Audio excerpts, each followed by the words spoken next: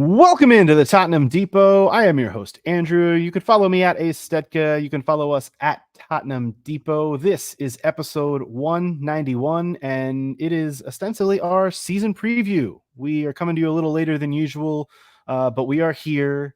We are ready. And I'm actually kind of glad we didn't pod at the weekend because even more stuff has happened since Sunday when we normally pod. But we are here to talk Spurs and the Premier League season ahead. We are going to play another little game that I've concocted in my brain. I've actually stole it from a different podcast that I listen to, which is fine. Shout out to the No Laying Up. Yeah, shout out to the No Laying Up Golf podcast. But we are going to draft storylines for the 2024-2025 Tottenham Hotspur season a little bit later on in the show. So we will jump into that. We're going to talk about the friendly. We're going to talk about transfer news. And then we're also going to have to talk about some more nonsense involving Spurs this week because there's always nonsense involving Spurs for sure. We'll start by throwing it out to TC. You heard him before. Todd is with us at TC_Kasho. Todd, what's up, my man? Hey, how do we to bury the fucking lead, my guy? Any day, sir, that you can have a conversation about a club record signing and it's a number 9 and his name isn't Vincent Janssen is a good fucking day. I'm telling you, sir, there's a lot to be excited about in Tottenham land, and I'm jacked to talk about it with you guys.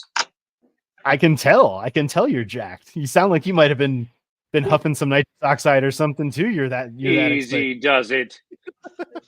Scott is also with us. He is at Scotchy Bird. Scott, what's going on, man? Look, it's the best time of the season because when you haven't played a match, you can always win the league. And as things progress, we maybe as Spurs fans feel less and less so. But before the season starts, there's just so much hope and so much belief. And so wonderful time for Tottenham. That was also very poetic. I love that for you. Caroline is also here at CG Stepco on the socials. Caroline, what's going on with you? I feel like I'm in, Olympics withdrawals, really missing having that on my TV screen constantly. But yeah, I think I'm finally ready for the season to start and, to start watching some Spurs games that actually matter. So let's go. Yeah, the Olympics thing is definitely there for me as well.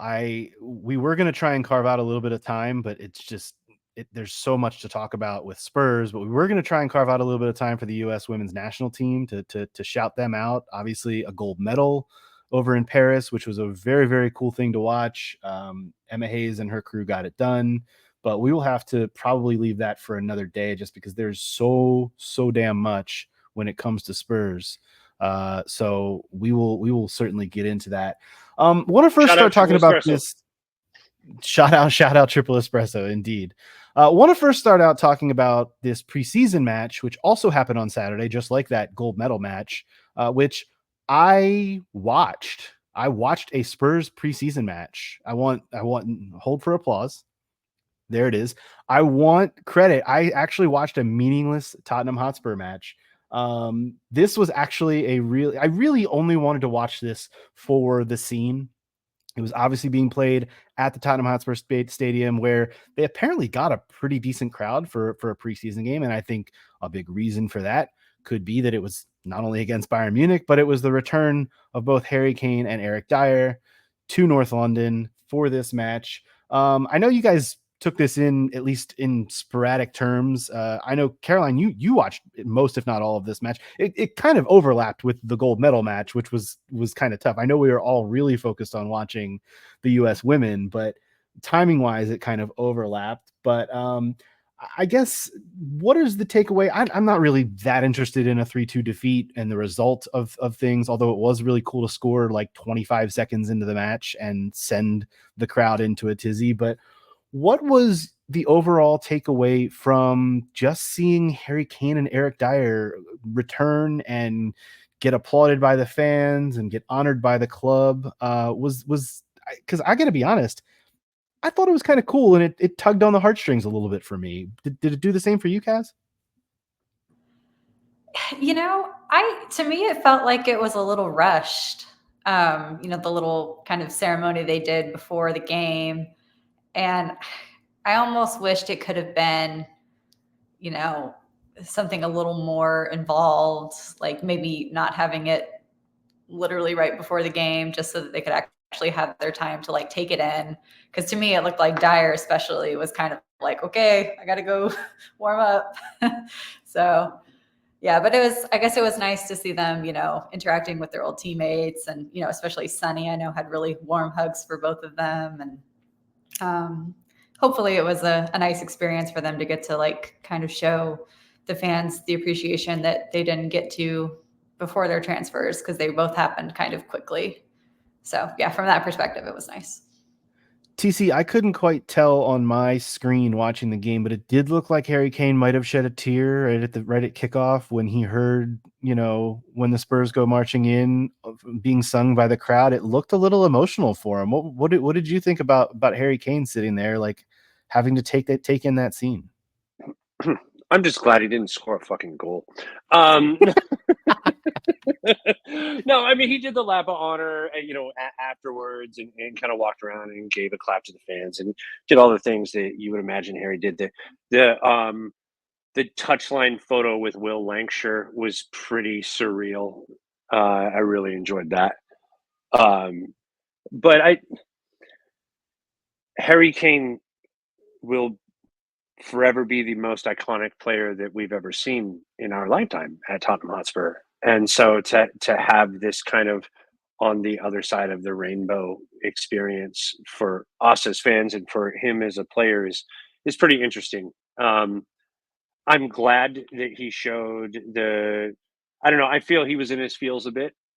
Didn't want to lift the trophy, gave the armband back to Kimmich or whomever, and I love that for him. I think that shows that he'll always be Spurs at heart. I think nobody wants Tottenham to win outside of Tottenham more than Harry Kane. And I think one day he'll come home and score some more goals for us. So I think this was more of a see you soon rather than a goodbye. I tend to agree with you, and I don't know why. Like I've held a lot of, I wouldn't say animosity, because that feels like too strong of a word for the way that it ended with Kane, but certainly a little bit of, there's been a little bit of a clash there in my brain about how it all went down. But this, I know it was just a preseason match, but honestly, as much as I've joked about not caring about preseason and not wanting to watch any of it because it doesn't really matter, I did tune in for this, and that was kind of the purpose. I just wanted to see what it looked like and see what the scene was like. And it did kind of heal a little bit of it for me, at least personally. And I know that's not going to be the case for everyone, and I wouldn't expect it to be. Everyone's going to have their own feelings on how everything went down. But for me, it was a little bit healing to see that scene on Saturday. And to your point, Todd, the lack of the lack of a trophy lift, which I still think it's the Visit Malta Cup is what we're talking about here, which is so ridiculous. And like, I'll visit your Malta Cup. Exactly. But it is a little bit cool to see that symbolic gesture. And that's all it is. It's a symbolic gesture. But that kind of got me. Like, and if that's what it took, if that's all it took for Harry Kane to like get me in the feels, like, he succeeded in doing so. Like the passing that off and being like, no, I ain't touching that thing on this ground. That ain't right. And look, the alternative of if he does touch that trophy on our ground, would it have been a shit show? Yes, it would have. Everybody would have lost their minds. So like, it's the obvious thing to do, but still the fact that he did it and made it so obvious what he was doing, I don't know. It made sense to me, and I enjoyed it. I liked that part of it for the most part. So the result, though, again, it didn't really matter to me, but I will say, and this might come up a little bit later on in the show, boy, are we still bad at defending set pieces. Like that is like from an actual on the field standpoint, that is the only takeaway I had from that game. And that is where I will leave it. Like, that is a problem. To be fair, all of the bad set piece defending happened in the first half when we were playing our second string defense. Just want to say it has to be fucking said. It should also be but said. It was awful. If Upamecano is scoring, something has gone wrong. Yeah. And again, results be damned. Like, it's preseason. It doesn't really matter, but that was not great. So And I know it's Bayern Munich. Like this was not Hearts. This was not QPR. It was Bayern Munich, but still, like it was not pretty. Scott's back with us after a computer issue. We're talking about the Kane scene on Saturday. Before we move on from it, any thoughts on seeing Kane and Dyer back at the Tottenham Hotspur Stadium on Saturday? Yeah, I appreciate your patience. I tried to switch devices, and then the device was dead. Couldn't find the charger. Tried to get to another device, and then it wanted me to triple and quadruple verify that I was who I says I was through my Gmail to get the link. And I'm going to answer your question, but I just got to say that Elon Musk, it's obviously his fault, and that guy's just driving me nuts. But I'm back. We're good to go. Kane and Elon Musk, yeah, I have similar opinions of them too, for different reasons. No, you don't. Todd's No, like, you don't say don't. that. I don't mean No, that we for just 1 second. But we were just on the back of It's all on lauding me. his efforts and being cool about it, Scotty. And you come in here and compare him to that particular Lex Luthor being a gentleman is wild stuff. You know what? For very different reasons, but I'm just mad at both of them right now. You guys know that I'm just perpetually mad at Kane, and it's a bit of a bit at this point. So yeah, I mean, Kane shouldn't come back to the lane. I mean, don't force a move to a club that's won a trophy for 14 straight years and then not win a trophy. I don't know. Seems like a Kane deal, but I actually am so glad that you had a little bit of a technology issue and didn't hear what I said about Kane, didn't hear what Todd said, didn't hear what Caroline said. You're going to have to just let that live, and you're going to have to be now the guy who just does the bit about every time Kane gets brought up, you're the bad guy. So I think I appreciate that you're sticking to that. Yeah, dude, someone has to just hold the man accountable. That's fine. And also, That's Caroline, fine. I'm sorry for the Bayern dig. I don't know. I lost myself for a second. So he's mad at Elon, not Harry Kane. It's okay. I am sadly used to it. Let's move on to talking about some transfer stuff this week. A lot has gone on since we last potted. Obviously, Todd alluded to it earlier. Spurs have brought in Dominic Solanke, the 26-year-old striker, for nearly £65 million. And Ange has made it clear that he could be in the starting 11 for the first match against Leicester on Monday, which I would not hate. I think we talked a little bit about Solanke when the rumors were flying on our last pod, but now that it's quickly just a done deal. I don't think there's going to be anything but pretty universal praise for this move, but if there is, I'd love to hear it from any of you. No, everybody's just nodding their head. It is an audio medium. Somebody's gotta. Nobody wants to voice any of. I'm leaving the floor for someone with Solanke in their name today. So all you. Well, I was going to say, yeah, I don't have anything bad to say about the signing. I'm happy it's gone through. He does need to start the first game so he can get his Golden Boot campaign started. I'm going to be tooting that horn all season long. But honestly, we've seen in the first game of Ange's first season, he threw in some players that no one was expecting to start, and they did just fine. So it'll all be okay. I think he's really going to have a positive impact in our attack. And he seems like a really nice, fun guy too, which has to count for something, with all the things we've been talking about lately. Despite the fact that he looks like Isaac from Ted Lasso, I couldn't be more amped about this signing of a striker. I'm so jacked up right now. And it's not just a striker, it's the striker profile that Ange needs. Somebody who's very technical on the ball with his back to the goal, has the ability to finish clinically and efficiently more than anything else. Just be efficient. You're going to get the chances. Just be efficient. And that's my biggest criticism about Johnson and Timo and Richie. Not the greatest when it comes to the efficiency metrics. This guy, on the other hand, not only is he efficient, he creates chances. Not only does he create chances, he creates a bunch of chances from that number 9 position. And above and beyond that, he also wins more balls back defensively in the high press area than any other striker in the Premier League. This is the perfect Ange profile signing for a number 9. And I don't remember what pod I was listening to today, but somebody pointed out the fact that this ensures that Ndombele is no longer at the top of our largest signing list, and that very much makes me happy as well. Dude, two major takeaways. He does look like Isaac. That's crazy. Never realized that. And could not agree more with what. And now I forgot what you just said. That was my second point. Damn it, Todd. What did you just finish? What did you just say? The last thing you said. It could be the fact that he's the record signing now, which was a little surprising to me. Yes. To be honest. Two major takeaways. I got so excited that I forgot what I was going to say, but the second being that Tanguy is not the record signing any longer. But no, fantastic profile, like you said. Whatever made up word we want to use in this situation, he is fantastic for the club, and I'm just super stoked that he's in, and I do think he'll start, and I think there's a real shot for Golden Boot, like Caroline said. I think that if he comes in and does what the system and himself are both intended to do in this situation, there's a really good chance that he's in the mix. And I think that if he's in the mix, then there's a really good chance that Spurs are in the mix for honors too. So we've been saying for a while that what we were really missing was that true striker, and it feels a little harsh on Richarlison for sure. But yeah, Solanke's fantastic. Only 3 people scored more goals than him last year. I think I said it on the last show.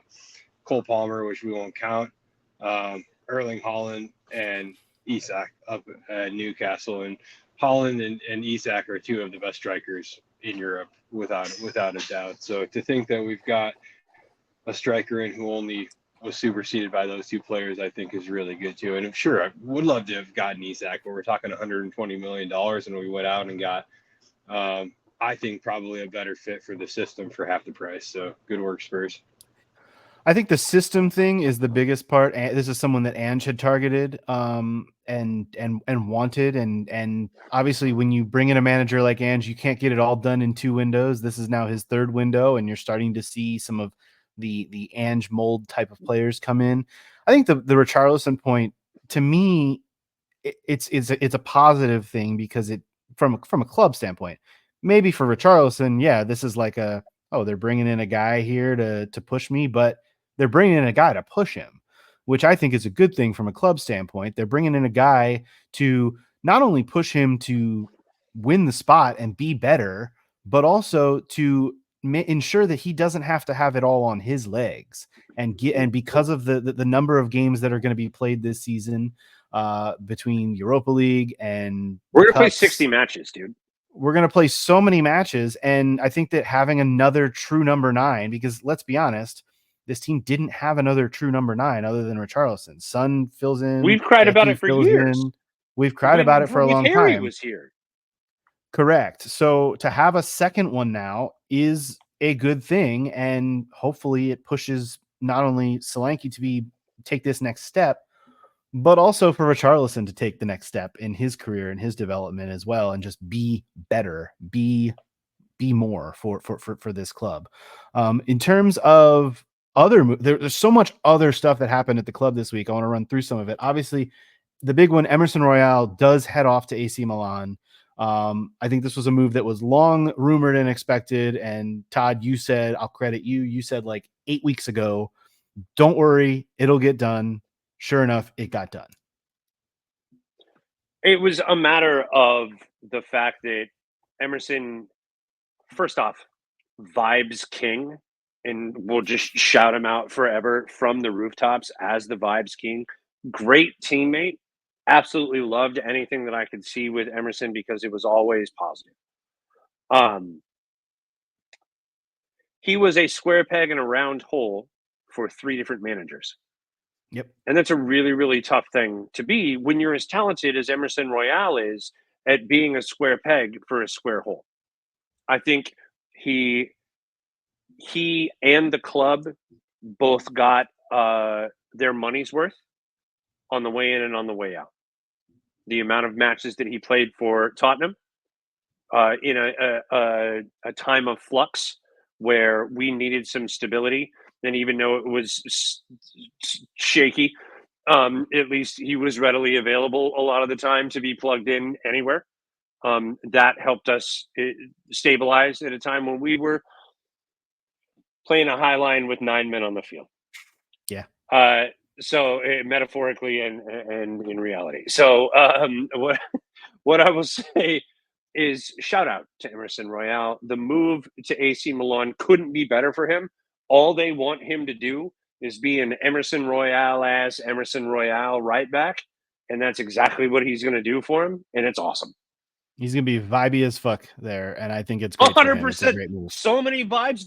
Can we get some Pooley, Yunus Musa, Emerson Royale content? Let's fucking go. I like that. It's going to be good. And did you see his reception? I mean, they're buzzing down there. They're buzzing down there. I think this gets him in a World Cup squad for them. I honestly do. I don't think that's a bad shot at all. Or a Copa, I guess it'd be today. World Cup. Yeah, for sure. We're getting there.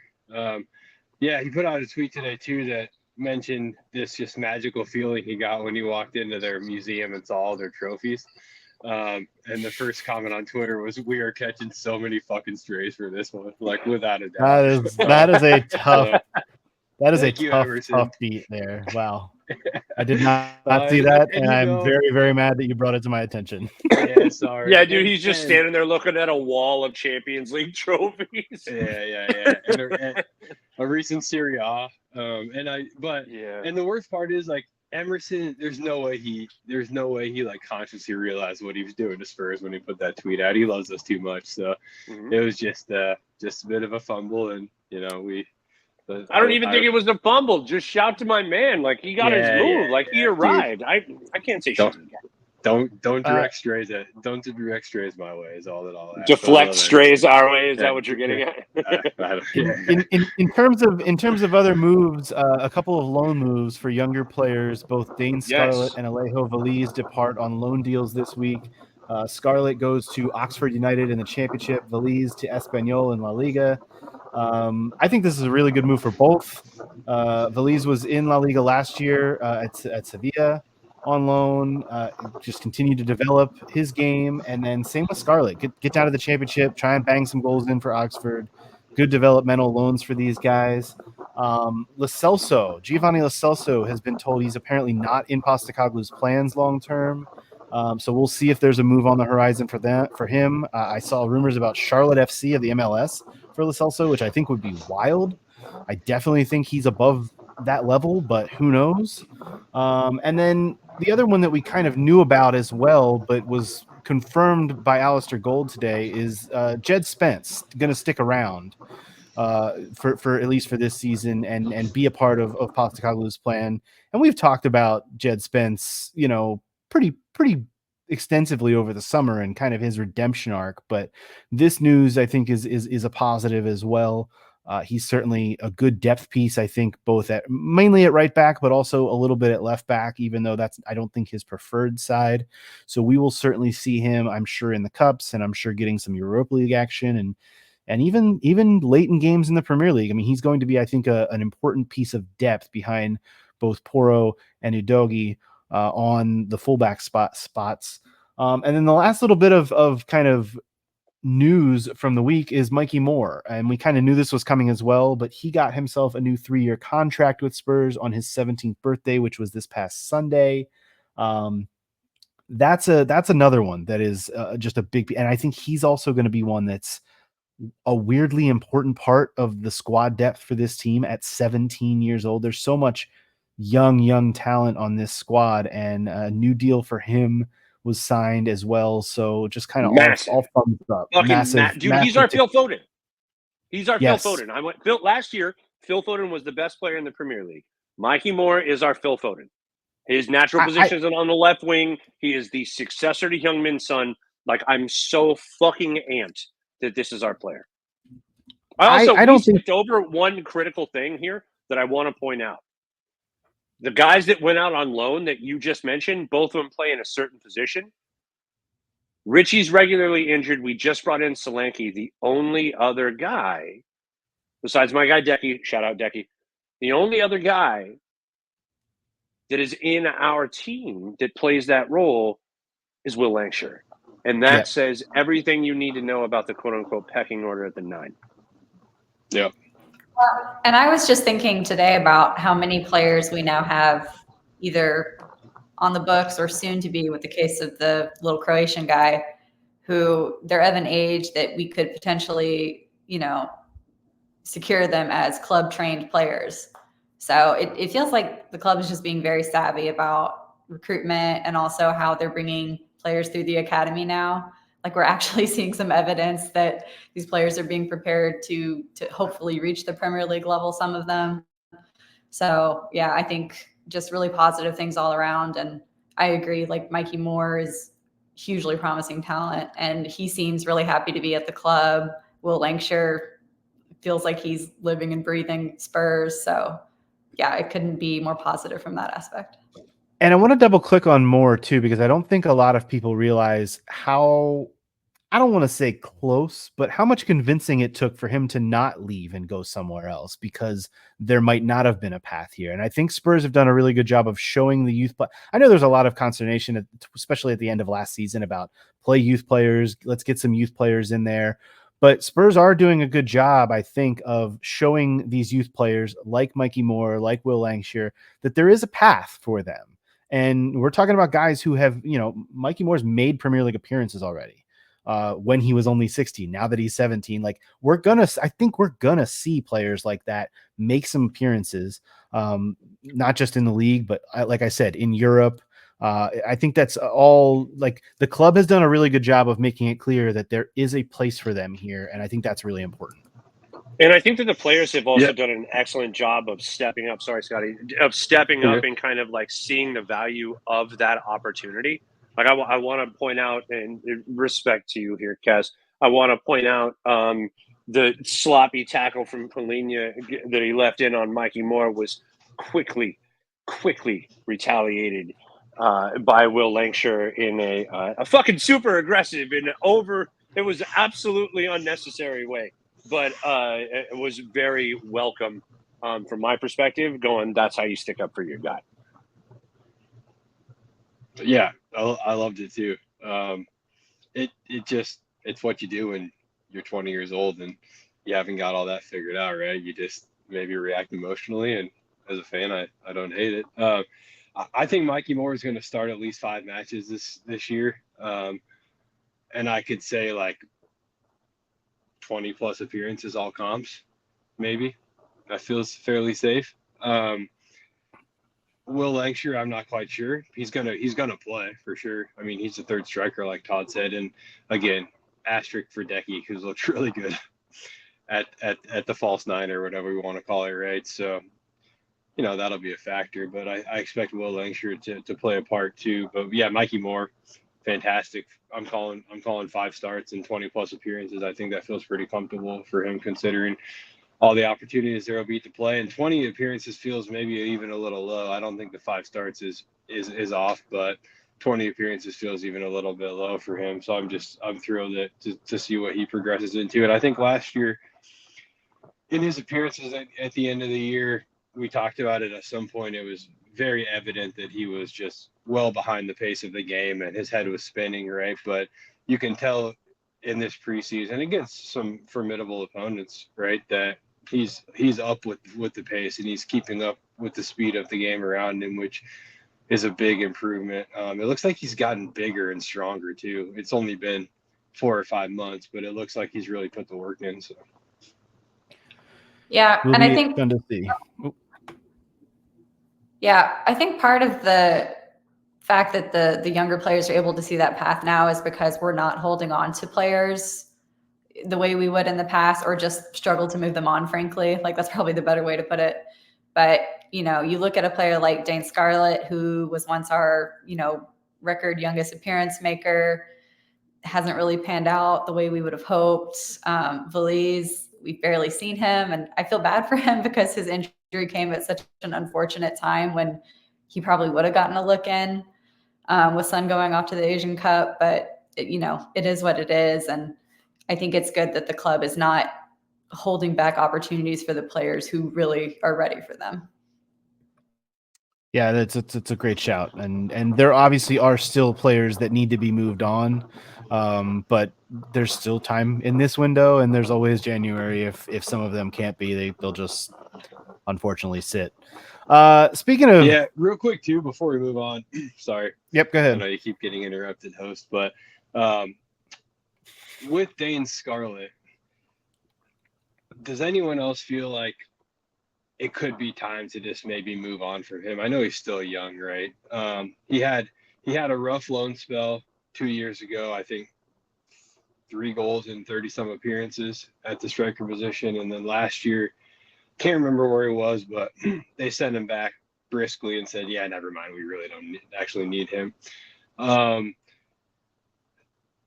Championship is great, right? But it just kind of feels like one of those, for me at least, like where you're just trying one more time. You're giving it the old college go to see what happens, but I don't know.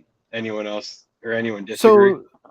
So Dane Scarlett is 6 months younger than Valise is. I mean, I feel like these guys are both in similar boats where 2021 is not, it's not too old that you have to move on from them, in my opinion. I think you can No. still let them kind of develop. And they did move on, obviously, with Troy Parrott, who would Yeah. also, I think, be slotted into this realm. And if it goes another year or two and these guys still are not showing that they deserve a spot in the team, then yeah, you can move on. But for now, I think a loan deal is fine. Well, yeah, I couldn't think- agree more, Andrew. And I think a big part of the reason why we're seeing why we saw what we saw from Dane, he went to Ipswich last year. Ipswich came up to the Prem. Like, they didn't need that role filled by Dane Scarlett. Like, I think that, listen, this is someone that was lauded as a youngster as being the best finisher at the club that employed Harry Kane. Like you got to understand, like, striker is absolutely a competence position, and I think that you get this guy a run of games, consistent opportunities to be the guy, and I think Oxford's going to give him that. And I think that he either improves his value enough that we can sell him on for a good amount, or he makes himself a valuable part of the team. Right. I think that's exactly it. And what we saw with Troy Parrott, he had a really good season on loan this past campaign, and now he's secured a better move than he would have if we tried to move him on 12 months ago. So I think it's a good idea for Scarlett to go on another loan and get more experience and hopefully show something a little more than he had an opportunity to at Ipswich. And same with Velez, like same with Velez, Andrew, is that he was at Sevilla, but he didn't get the opportunity to play at Sevilla. So Right. it's like he'll get the opportunity. I was just gonna. You and I were in the same wavelength. I was just Sorry. gonna make the point. No, you're fine. Like, part of the problem, and we talk about this all the time, is that finding proper loan deals for players is so hard. Like, you have to be able to find the exact right move for a guy to kick on, and it doesn't always happen.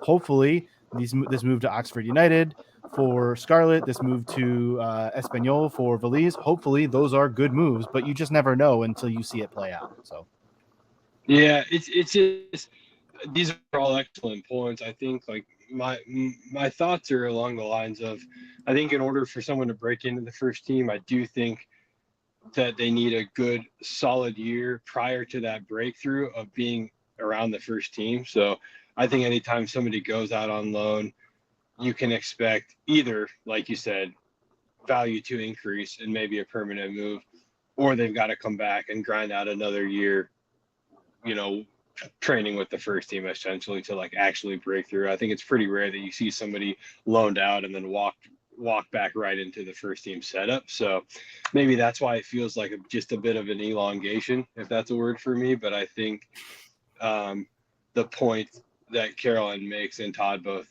makes as well about increasing value does make a lot of sense in this situation. But as you can tell, if I'm betting, I don't think Dane Scarlett's a long-term part of Tottenham's plans. we shall see. Only time will tell. I do want to get to this other topic before we get to our draft, and that is Yves Bissouma, who earlier this week filmed himself huffing nitrous oxide and posted it to social media. Just not a good look. For those unaware, the drug was recently made illegal in the UK, and the club says it's going to handle this internally. We've had a lot of these kinds of Tottenham players being stupid incidents, let's just call it that, over the last not only 6 months, but you could probably even go back a little further. This is the latest in that. I know there was a piece written on Cardi Free Captain today, or maybe it was yesterday, saying this isn't really that big of a deal. And from the standpoint of what players do on their own time, I kind of tend to agree. Like, I don't really care if a player is using a drug as long as they're not fucking filming it and posting it to social media. That's where the real issue comes for me personally. But that said, That's where the real issue there's comes got for to, everybody, Andrew. yeah. And that said, there's got to be some kind of disciplinary measure here. I would think there's no chance he plays on Monday in the first game. I definitely don't think he starts. I don't think he will. I would not have him in the squad. I would suspend him for a game. Personally, I don't know what the club will do. They say they'll handle it internally, but this is it's not only a bad look, it's a dumb look, and it shines a bad light on the club and a bad light on the player. All right, I got to go first here because I have been an ardent Basuma supporter. I have been the one that has said, well, listen, this guy, give him an opportunity. He and Ange had a conversation.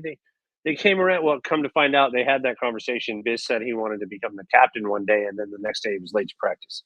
So it's like, like this gentleman has a history of doing things that you question. But at the same point in time, he again has some vibe kings about him, right? You saw him out there with Travis Scott doing all sorts of things over the summer and whatnot. Like, I understand, but this is just some dumb kid shit to do. In this, I mean, this is 20. How old is he? 28 now, 26, 28, somewhere in there.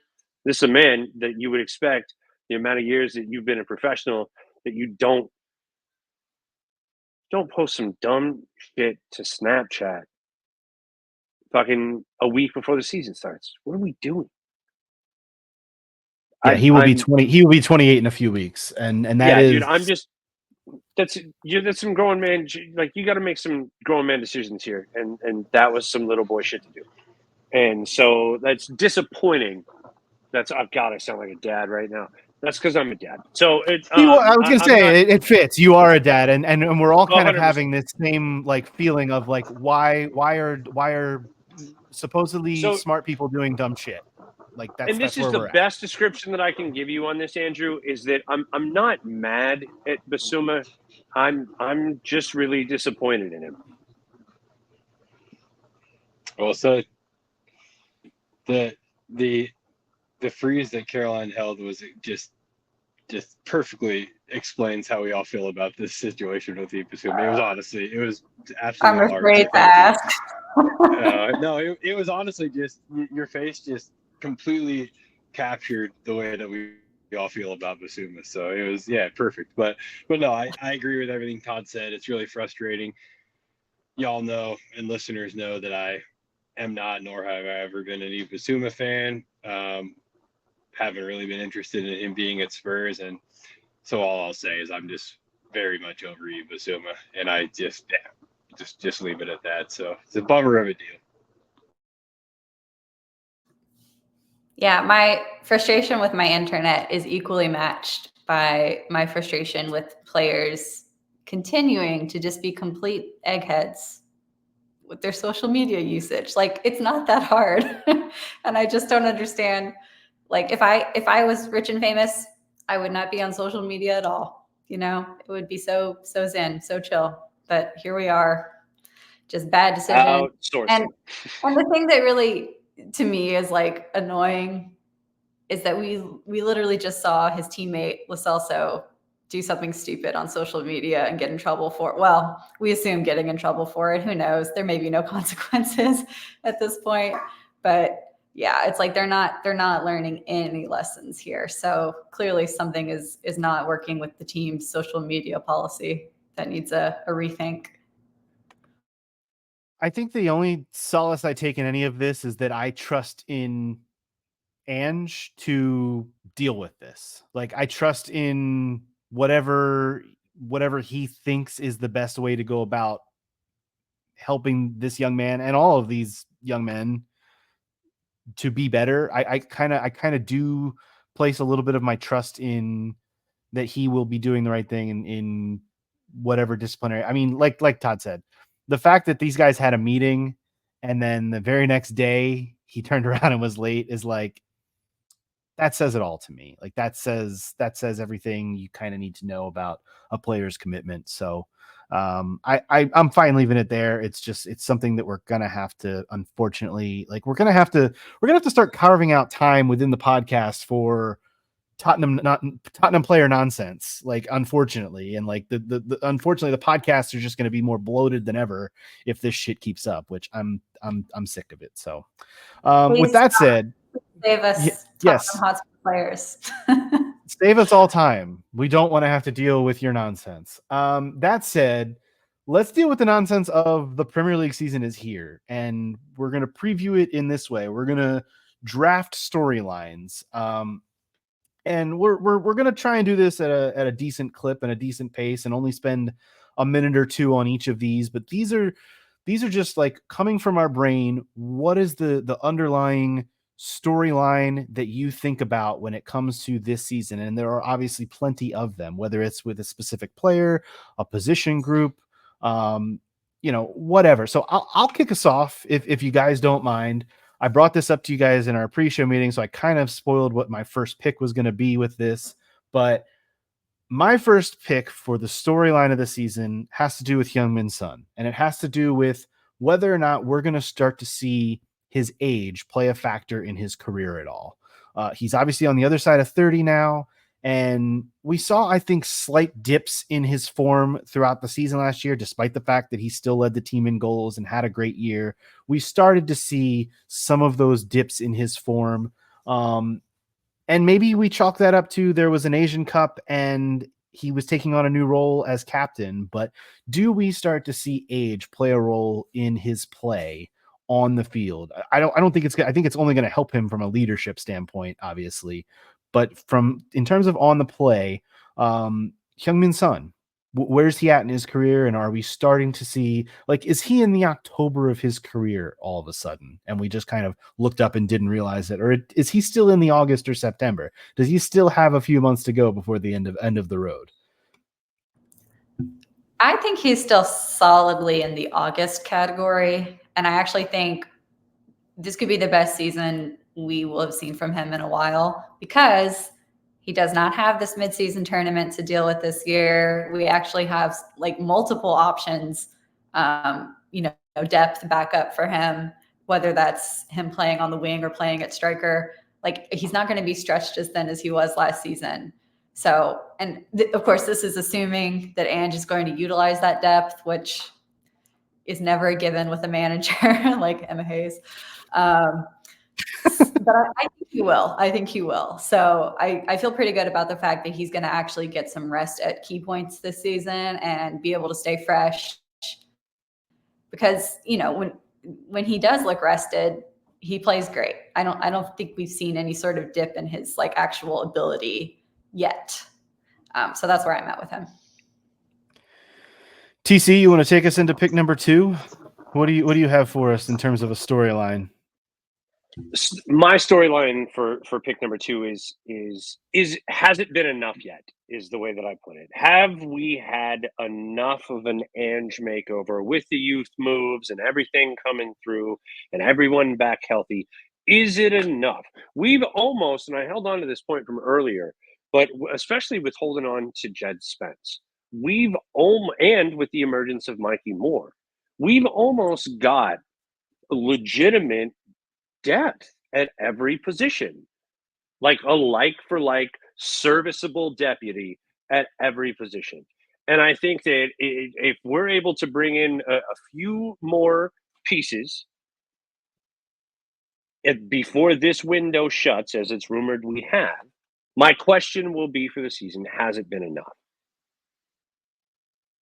I like this because it was kind of like you almost took 2 things off of my board. And I just want to read, like, I have a big board up here. Like, I treated this like an actual draft, but one of my points was, how deep is deep enough? Will the depth that this team has added be enough for the number of competitions that it's going to be playing in this season?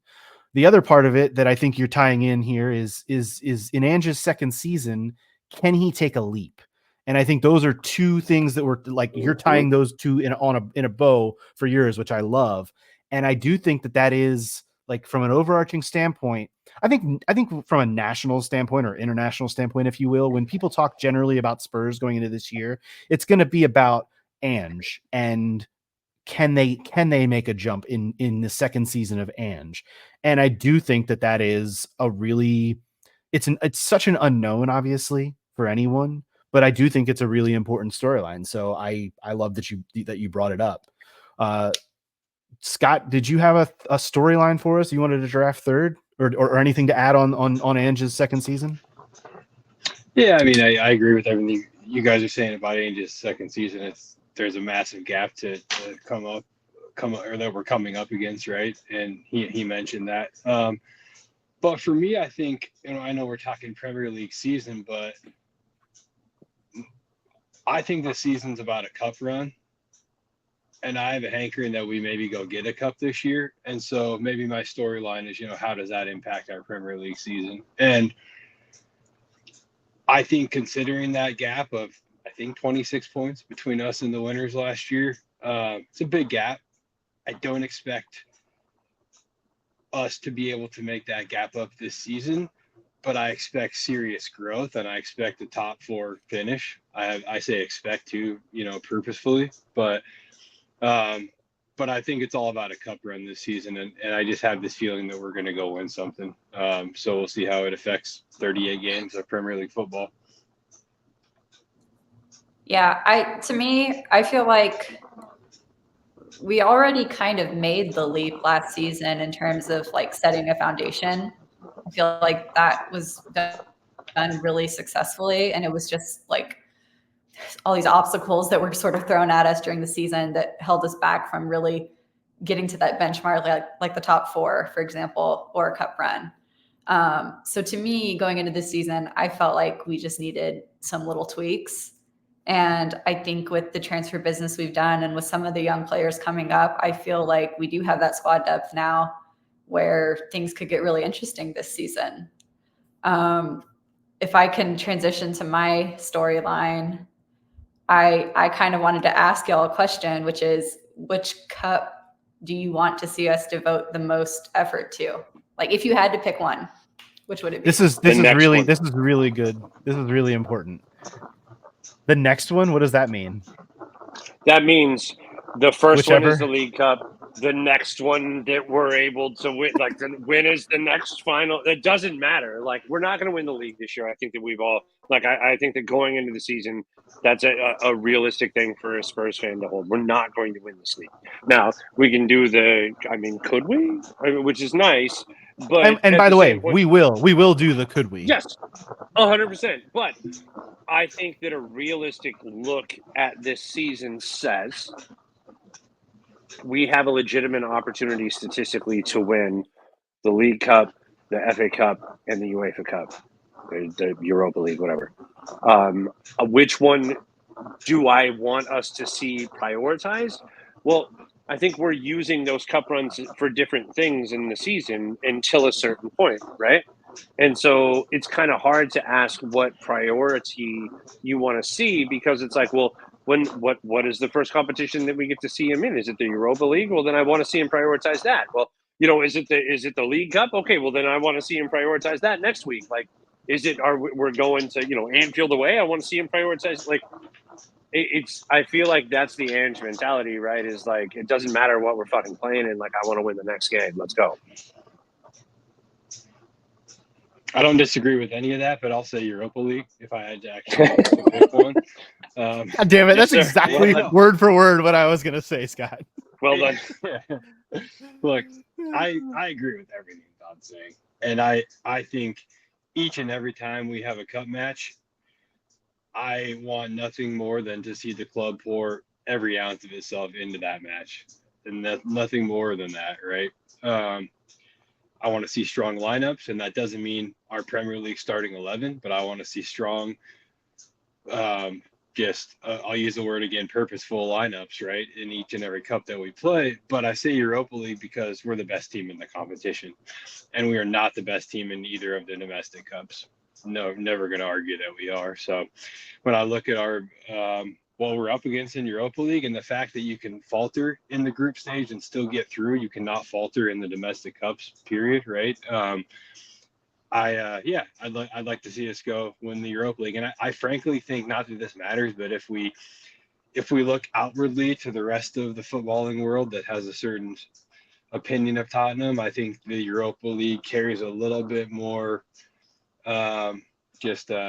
punch maybe than winning the FA Cup. Not that I care what other fans want to say, but we've seen a lot of teams that get bantered up and down 38 weeks win the FA Cup before. So I'd like to see us go win something European. It's interesting because one of the other things on my quote unquote big board was the trophy drought. And I think that having a crack at winning a trophy is really important to this club. And the Europa League for me, I don't know about, I was actually just while you were finishing up talking, Scotty, I was trying to find some odds on what Tottenham's chances are actually to win the Europa League. I did look at their Premier League odds and they're like, not good. They're like the 5th or 6th choice at most betting markets for winning the league. But I would be curious to know, like, what chance do they actually have to win the Europa League? Because that was going to be my answer as well. Is can they have a go at it while still maintaining their ability to perform well in the Premier League? And like Todd said, I don't think they have a chance in hell to win the Premier League, but adding to your point, they sure as hell better be in the running for top 4. Like that's not going to be, it's not going to be pretty if they aren't. Fans will not accept much less, right, Todd? I don't doubt that at all, man. I think the fans, they know that Ange knows how much a trophy means to them. I think for the first time in a long time, they felt like we have a manager that actually gives a shit about what they think and doesn't just view them as a necessary nuisance to make football work. We're 5-1 betting odds as it stands right now to win the Europa League. We're actually bookies' favorite. Probably because I couldn't find it because all I was seeing was the qualifying matches that are still being played. So I see that. That's the first one as it pops up, but I think that's dog shit. I think if I look a little bit lower, it says to me that as of July 29th, oh no, 5-1 is what it is. July 29th, it's 33-1 to win the Premier League, though. Yeah, I think we'll have to have a little conversation about that offline about some betting odds, but that can be taken some opportunities. That can be taken in a private chat. I'm going to go ahead and draft my next storyline. And God, I cannot believe you guys let us go all the way around the horn and did not bring up something that I mentioned earlier in the podcast, and that is set piece defense. Is this going to continue to be a problem throughout the entire campaign under Ange Postecoglou? Because let's be honest, when we talk about Ange, we all talk about him glowingly and we praise him for damn near everything that he's done for this club since coming in a little over a year ago now, except for one thing, and that is set piece defense. It has been woeful. It has been, and I get, like, I was mostly tongue in cheek talking about it against Bayern in a preseason friendly because I don't really care. But the games start to mean something come Monday, and come Monday, it better be all right. If I can shout out the late great Jimmy Buffett, because I need to see some better defending from the set pieces. And if I don't, I'm going to be really pissed off. And I won't be the only one, because when I talk about a storyline, that will be a massive, massive part of the storyline of this team if it does not get fixed. I mean, I don't think it can get worse. So we can look at you say that, but but honestly, I think actually Dominic Solanke's head is going to be a big asset in terms of defending set pieces, kind of in a way that we used to see Harry Kane really own that. We haven't seen that from the other forwards since he left. So I think it's kind of we need to get back to that sort of all hands on deck mentality when it comes to defending set pieces. And I feel like he's going to remind everybody of that. Boy, howdy, I hope so. Ange is always taking shit about his set piece defense everywhere he's been. And then he wins a bunch of fucking trophies. So we'll see how it goes. Well, here's what I'll say about that, Todd. I agree. But a lot of what was talked about with Ange coming in to this job a year ago was, can he make the jump from managing Celtic and managing it was Japan prior to that, right? And then managing, the Australian national team. The level here, and especially when it comes to things like being pristine on set pieces, the level is a little higher. So I think that, I know he's been I can't think of another word other than stubborn when it comes to not wanting to discuss bringing in a set piece coach or getting help in that area. But if you're going to be at this level and you're going to have, James Ward-Prowses everywhere, let's just call it, when it comes to set pieces in the Premier League, you're going to need to do better. And if they don't do better, it's going to show in the results, essentially, is what I'm trying to say. They're not going to have success on the pitch if they continue to be this bad defensively from set pieces. Yeah, set pieces are very important, and I'm hesitant to say it, but there's something to what you're saying about the jump. We've all talked about it, right? Todd's pissed that I gave that a second win, but do I think Ange is talented enough to win the Premier League? Absolutely, I do. But what we saw last year will not allow that to happen, is all I'll say.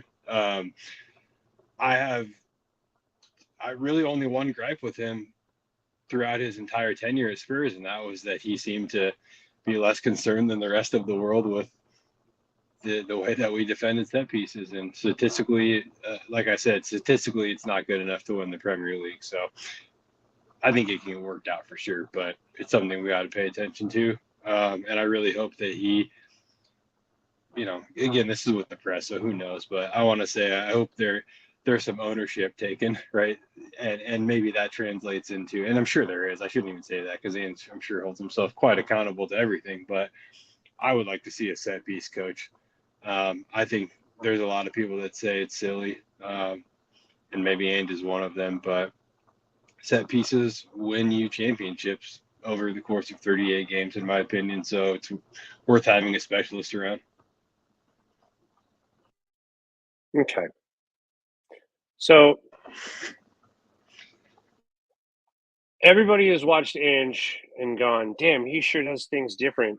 I mean, that looks pretty crazy. I wonder if that's going to work here. Gosh darn, this is wild. And then he fucking boat races the league, everywhere he's gone. And he started this last year until he got hurt. And so it's everybody gives Ange the credit of, this guy knows more about football, or this guy's forgotten more about football than I'll ever know.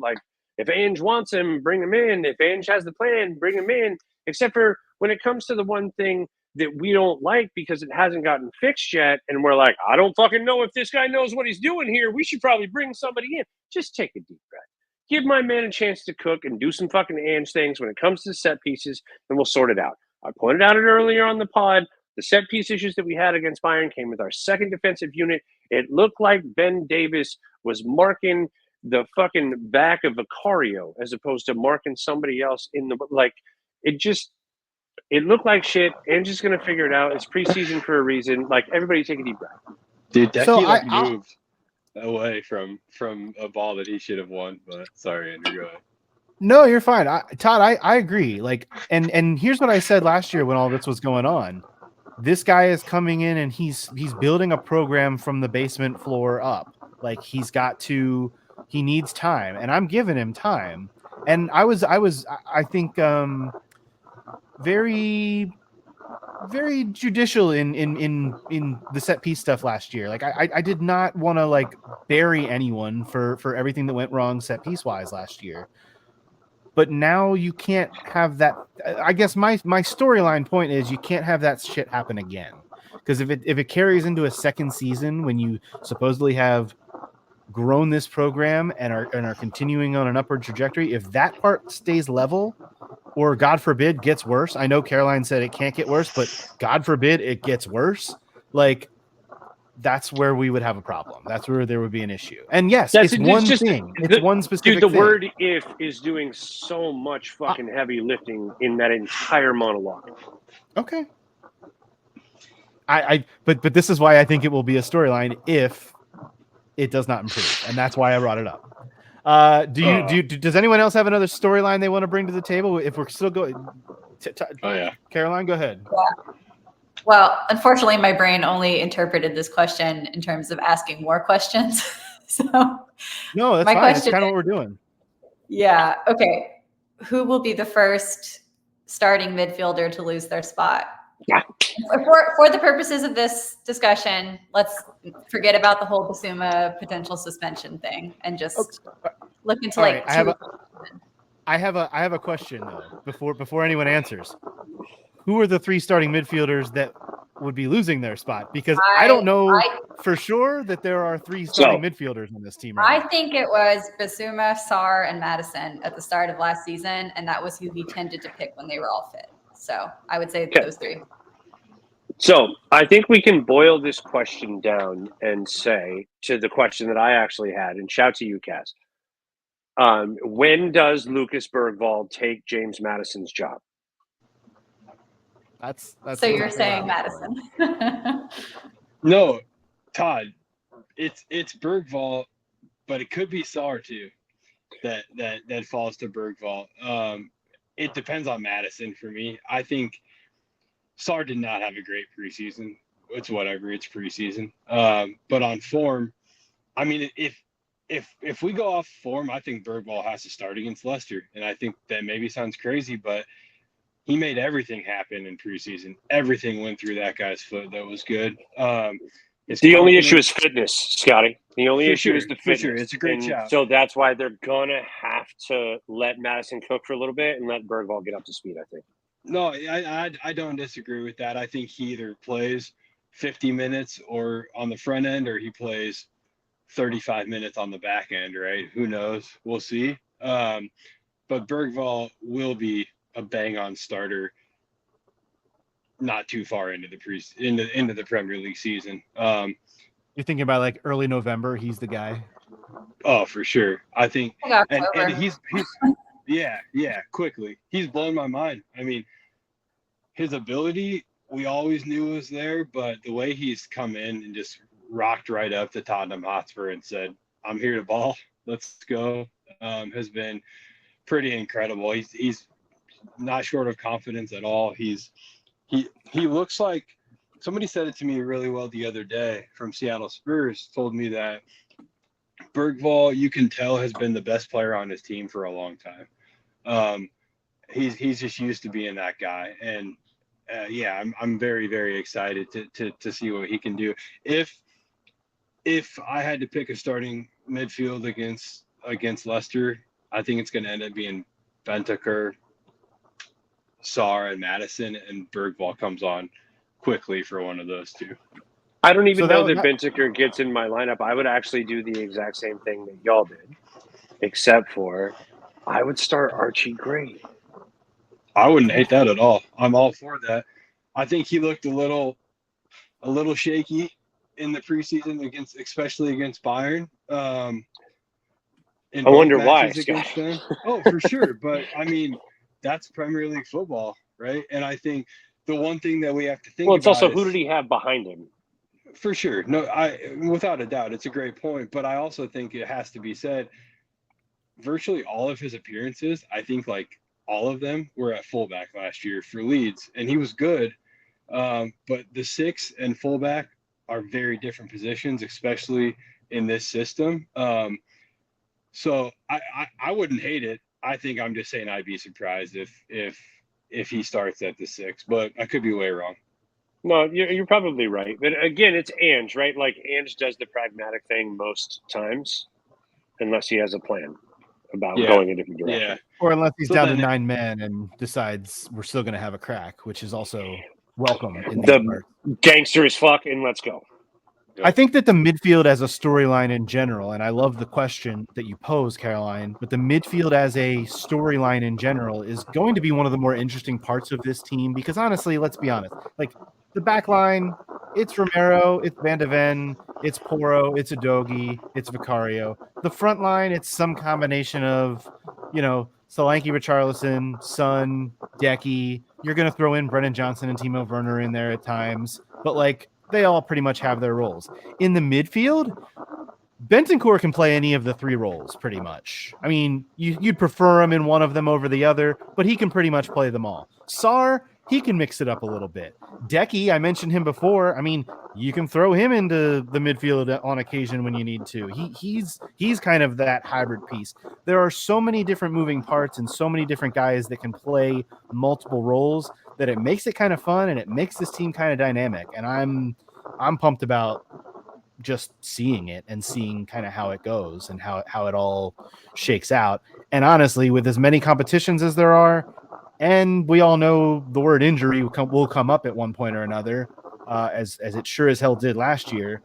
I'm just kind of pumped to see the mix and match nature of it and seeing what fits, how the puzzle pieces fit against certain opponents. And obviously we'll get the first look at that Monday against Leicester, which I think is really exciting. Go ahead, Scotty. Do you have another story? I was going to say, do you have another storyline? Yeah, bring it. I do have one more, and I'm going to tweak it a little bit because we already talked substantially about someone specifically that will be relevant to this, right? But I think that the young player of the year comes out of Tottenham. I'm very confident of that. I mean, the Premier League young player of the year. And Lucas Bergvall, I was going to say it's the season of Bergvall young player of the year. But I will also say that I think Destiny Udogie will very much be considered for that honor too. So yeah, I believe that one of those two will be the young player of the year, and it'll take me back. I called it out as Brennan. I called it out as Brennan Johnson. Dude, Brennan leads the team in assists this season. Same. I think quite handily. So yeah, great shout. I'm not even thinking of him as a young player, especially with Solanke now. Yeah, for sure. And I talked about this a lot the other day with some folks. Our system is designed for the wings to be really good at one thing, and it's beat your guy to the end line and get a low cross across the box. And two guys who do that really fucking well, Brennan Johnson, Timo Werner. So there's a lot of talk about those two guys, and it's not always positive right now, but they're tailor-made for the one thing that they're expected to do in this system.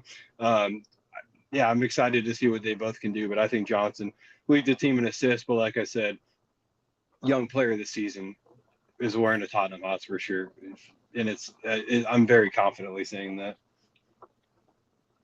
I had solicited predictions from social media, and one of the people, it looks like Rom, said over 10 goals and assists for Johnson and Son. I think that's like over 10 assists for both of those guys would be incredible. That cutback move you talk about, it's so funny. I was talking a minute ago about like we pretty much know who the starters are week in, week out, but quite honestly, I mentioned Johnson and Werner as backups, and you brought them up as they're both really good at this one thing. And I do think that one thing is going to be really important for them to continue to do throughout the season. Was there another storyline that needed to be brought up? I still have like 1.5 storylines on my board if we want to get those out. Does anyone else have one that they want to bring up? All right. So my half one kind of ties a little bit into Scott. So I'll bring that one up first. And that is, where exactly are all the goals coming from? Because you've got Solanke in the fold now. Is he just going to be the bang on striker every week that leads this team in goals? I don't know that this team is built that way. You still have Richarlison.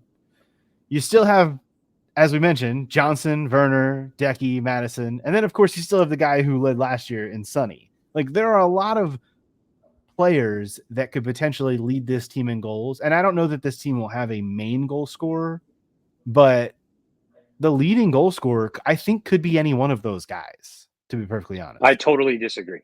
I 100% disagree. You think there's one guy it could be? I think the leading goal scorer is going to be Dominic Solanke by a country mile. I think it's going to be like not even. I think he's going to have like 26 goals. Like it's going to be ridiculous. I think he's going to be leading goal scorer, but I think we're going to get goals from everywhere. I think we already started to see that happening last season. And I feel like across the board, all the players are going to be even hungrier this season just because there's so much competition now within the squad for places. So I think we're just going to see a lot more goals than we scored last season and a lot of variety in those goals as well. So I'm excited. I think that's a great shout. Plus, a lot of the folks, Kaz, have already seen that this works when you do it right. It works. And I feel like we have more pieces to do it better than we did it last year. Yeah, I think Solanke will be the top goal scorer as well, but I would also just say don't sleep on Youngman's son. I think there's a decent chance he's up there competing for top goal scorer at Tottenham. And again, I do think it will be Solanke, which is why we were so adamant about getting him in. But I think Sonny, and we talked about it earlier, right? We went over Son quite extensively, but without an Asian Cup and with his second season now in the Postecoglou system, and he's the captain, and he's seeing how we're investing in the squad, I really think he's going to be ready to lead the charge this season. And he's world class. I do think he's the only player on our team who I can truly call world class and not feel like someone could poke a hole in that. So the last storyline I had on my board, and it kind of related to the set piece one I brought up earlier, although I don't want this to cause a huge bit of consternation like that one did. And that's just Vicario and his development as a goalkeeper in the Premier League. I think he had a really, really good first season. But there were a few dents in his armor that we saw, and some of them were related, I think, to set pieces. Do we see growth out of him? Do we see improvement out of him? Or do we see any kind of leveling off? Like, did we see what he is last year and that's that? Or can we see more? I think he's a really, really important part of this team and the way that they play, because of the way he's able to distribute, and obviously playing out of the back is something that we're all going to have to get used to. But where is specifically Vicario's game? Where is it going to go? Because the other reason I bring this up is I don't think there's any options behind him. Like, we have basically three randos behind him, and none of which anyone would have any confidence in throwing in the cage. So he's the guy. Mm-hmm. And he knows that he's the guy. He took the one this year. He also put on a fair amount of weight, bulked up. But that's to combat, the rigor of a 38 game season. But it's also to combat, the fact that he got his ass kicked a lot last year in the box on those set pieces. Now the question is, he's going, how well does he respond to being bigger and stronger? Did it come at the cost of his reaction speed? Like, I don't know. We'll see how that goes. We've seen some of the goals that have been scored during this preseason. You kind of do a double take on them, like, yeah, I mean, I guess you could put that on the defense, but also, Vic, what are you doing, bud?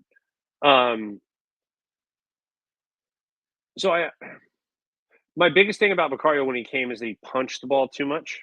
He didn't like he spilled the ball too often, too many rebounds. And I think I've definitely noticed there's been a noticeable difference for me in him trying to be more cognizant of holding on to the ball when he gets the opportunity. So I think as far as improvement goes, Andrew, like that's the area that I've really been watching. I feel like if our team has the ability to get better around him defensively, it will give us the opportunity to mitigate some of the areas and weaknesses that Vicario has.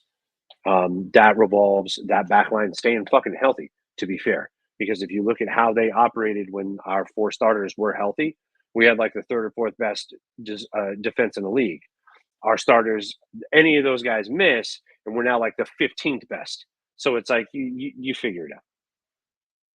I think that's all really good shouts, and I think that Vicario was obviously, like, at least in the eyes of the fans, was not the first choice goalkeeper brought in last season. In a similar way that like Mickey Van de Ven wasn't the first choice left center back to have brought in, but they both worked out really damn well. And I guess my point would be I have way more confidence in, and this is not to say I don't have confidence in Vicario, but I have more confidence in Van de Ven definitely being the guy and the right choice than I do Vicario.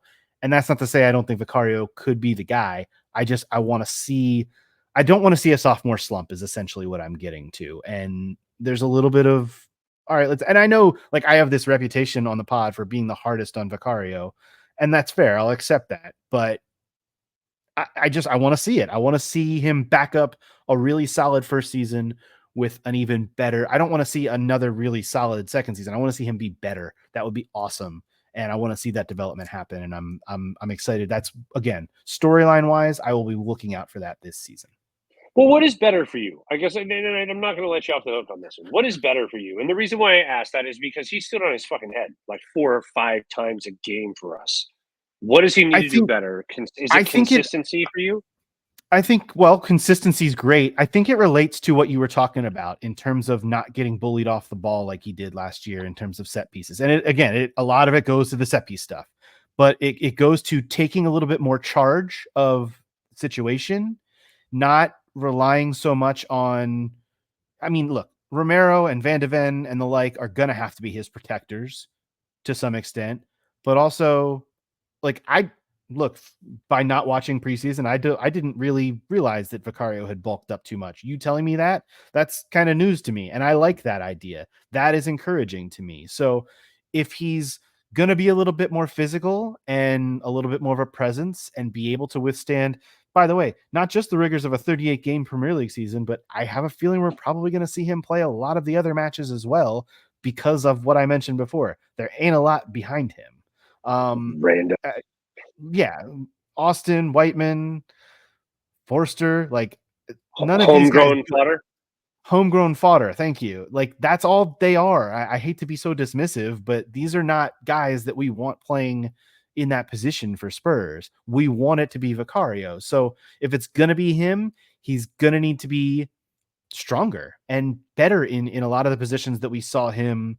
I don't want to say fail at, but I want to say not be as good as I think he's capable of being as he was last year. So that's I appreciate the pushback, by the way. I think it's an important point, but like that's kind of where I'm at. I want to see the development.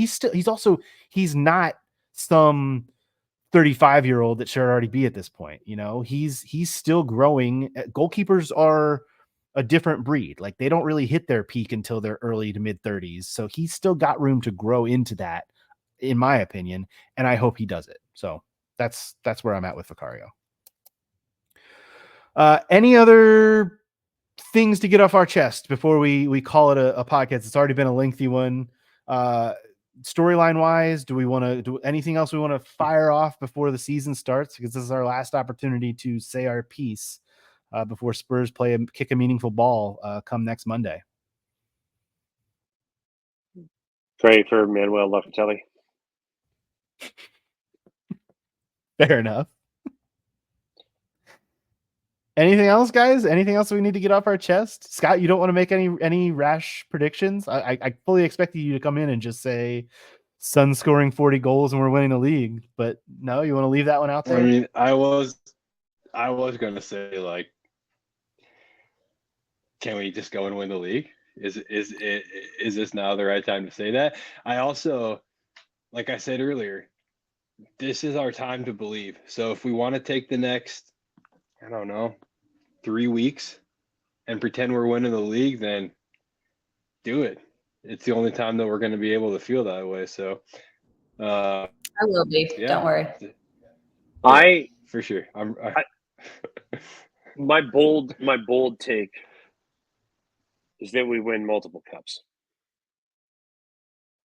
like a League Cup and a Europa League. It's plus 6,600, by the way, Andrew, on Bet365. No free ads. But I love it. I honestly, Ange likes winning multiple trophies in the season. And once the first one falls, which would be the League Cup, oftentimes, and Mourinho talked about it, and Pep talked about it, that League Cup is like a domino for a team that hasn't gotten over the hump to like get that and be like, no, fuck it, we're winners now. Let's go. And I think that Ange needs an especially strong showing in the League Cup this year as well, just so people can forget about Fulham, where Fraser Forster forgot what position he played and just fell over in goal. But I mean, there was like, I don't know, 9 rotated members of that side or whatever. So like, people are going to expect a little something out of Ange. So we'll see how it goes. We're gonna call it 2 cups. We're gonna call it the Europa Cup season, the League Cup and the Europa Cup season. Europa, hashtag Europa all year, baby. We'll have to work out the spelling on that. It's already in the group WhatsApp chat. It's already in the group chat. Heard it here first, folks. The Ropa. All right, The guys. Ropa- I think that's going to the do Ropa it for Cup. this episode of the Tottenham Depot. Be sure to follow us on Twitter, Instagram, Blue Sky, Threads, at Tottenham Depot. That is where we push out the content. We appreciate all of you guys reaching out on the prompts this week. We are going to be back next Monday because Spurs decided to open the season on a Monday. After the match, we will be potting that evening. We will get a reaction pod out to you that evening for sure. Also, I want to point you guys once again to our YouTube page, youtube.com/Tottenham Depot. We're going to be trying to put out some more YouTube exclusive content there this season. Maybe some match previews, maybe some just off-pod discussions about certain things. So be sure to go over to the YouTube page and subscribe, like the videos, share them with your friends. That is where you can see it all. YouTube.com/Tottenham Depot. Smash that subscribe button, as they say, they being me. And also on our socials, in the chat, let us know what you want Andrew's betting show to be called on the YouTube channel. Yeah, that's a dangerous game and a slippery slope that I'm not sure I'm prepared to play, but we will see. You can follow Caroline at CG Stefko, follow Scott at Scott G Bird, follow Todd at TC_Kasho. You can follow me at A Stetka. Once again, follow us at Tottenham Depot.